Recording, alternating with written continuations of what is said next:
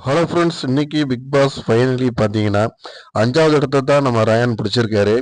அதில் அவருக்கு ரொம்ப ஹேப்பி தான். காரணம் அவரோட மூமெண்ட் அவர் என்ன சொல்றாருன்னா, என்னுடைய 100 டேஸில் என்னுடைய படத்தினுடைய ப்ரொமோட் இந்த பிக் பாஸ் வீட்டில் நடந்ததுனால எனக்கு ரொம்ப சந்தோஷம்.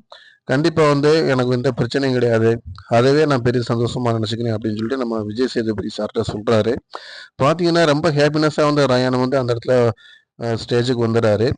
அது மட்டும் இல்ல, அவர் பேசக்கூடியது, அது அவரு பக்கத்துல உட்காரக்கூடியது யாரு அப்படின்னு கேட்கும்போது, ஜாக்லின தான் அவர் சொல்றாரு. ஜாக்லினுக்கும் அவருக்கும் ஒரு நல்ல ஒரு பாண்டே இருக்கு.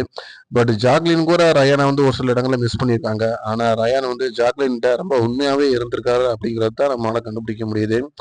உண்மையா, நேர்மையா, உண்மைய பேசி மட்டும் ரயான் அந்த கேம் நல்லா விளையாண்டுருக்காரு அப்படிங்கிறத நம்மளால சொல்ல முடியுது. அவர் வாழ்த்து வெற்றி பெற அப்படிங்கிறத நம்ம சேனல் மூலியமா நம்ம தெரிவிச்சுக்கிறோம். அதே நேரத்துல பார்த்தீங்கன்னா, 4வது பிளேஸ் தொட்டது நம்ம பவித்ரா.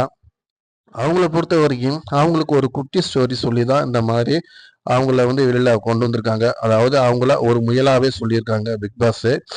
அவங்க என்ன சொல்றாங்கன்னு பார்த்தீங்கன்னா, "நான் இத கொஞ்சம் கூட எதிர்பார்க்கல" அப்படின்ட்டு அவங்க ஓப்பனாவே நேரடியா விஜய் சேதுபதி சார்ட்ட சொல்லிர்றாங்க. அப்ப அவரு கேட்குறாரு, "இது உங்களுக்கு ஓகேவா?" அப்படிங்கும்போது, "எனக்கு ஓகே தான் சார். எனக்கு ஒண்ணும் பிரச்சனை இல்ல" அப்படின்னு அவங்க சொல்லிர்றாங்க.